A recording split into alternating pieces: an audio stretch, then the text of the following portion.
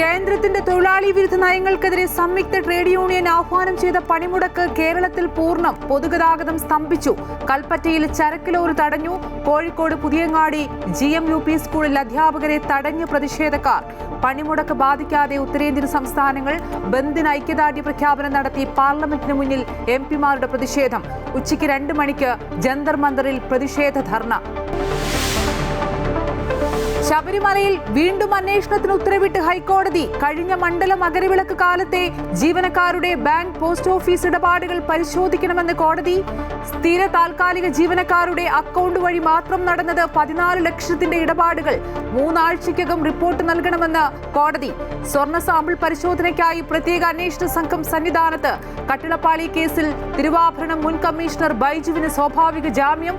ദ്വാരപാലക കേസിൽ റിമാൻഡിൽ തുടരും. 1-ാം ബലാത്സംഗ കേസിലും രാഹുൽ മാങ്കൂട്ടത്തിലിന് മുൻകൂർ ജാമ്യം. ലൈംഗിക ബന്ധത്തിൽ ഏർപ്പെട്ടത് ഉഭയകക്ഷി സമ്മതപ്രകാരമെന്ന് നിരീക്ഷിച്ച് ഹൈക്കോടതി.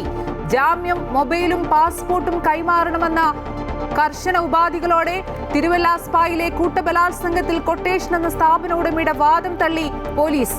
ഗുണ്ടകളെത്തിയത് പണപ്പിരിവിന്. ചോദിച്ച തുക നൽകാത്തതിനാൽ പ്രകോപിതരായി ജീവനക്കാരിയെ കൂട്ടബലാത്സംഗം ചെയ്തുവെന്ന് വെളിപ്പെടുത്തൽ. ലോക്സഭയിൽ ഇന്നും പ്രതിപക്ഷ പ്രതിഷേധം. സസ്പെൻഡ് ചെയ്ത MP-മാരെ തിരിച്ചെടുക്കണമെന്ന് പ്രതിപക്ഷം. രാഹുൽ ഗാന്ധിയുടെ അംഗത്വം റദ്ദാക്കണമെന്ന് BJP. പ്രധാനമന്ത്രി അമേരിക്കൻ പ്രസിഡന്റിന് കീഴടങ്ങിയെന്ന് ആരോപിച്ച് പാർലമെന്റിന് പുറത്തും പ്രതിപക്ഷ പ്രതിഷേധം. ഇടതുപക്ഷത്ത് നിന്നാണ് ഇടതുപക്ഷത്തിന്റെ വീഴ്ചകളെ വിമർശിക്കുന്നതെന്ന് K. സച്ചിദാനന്ദൻ. സ്വയം വിമർശനമില്ലെങ്കിൽ അപ്രമാദിത്വം തോന്നാമെന്ന പൊതുതത്വത്തെ പോലും പാർട്ടി യുദ്ധങ്ങളിലേക്ക് ചുരുക്കി ദുർവ്യാഖ്യാനം ചെയ്യുന്നുവെന്നും സച്ചിദാനന്ദൻ. ഇനി പ്രതികരണത്തിനില്ലെന്നും K. സച്ചിദാനന്ദൻ. 2020 ലോകകപ്പിൽ ഇന്ത്യ ഇന്ന് നമീബിയയ്ക്കെതിരെ. ആരോഗ്യ പ്രശ്നങ്ങളാൽ ഓപ്പണർ അഭിഷേക് ശർമ്മ ഇന്ന് കളിച്ചേക്കില്ല. കഴിഞ്ഞ മത്സരത്തിൽ പുറത്തിരുന്ന മലയാളി താരം സഞ്ജു സാംസൺ ഇന്ന് ടീമിലെത്തിയേക്കും. മത്സരം വൈകിട്ട് 7-ന്.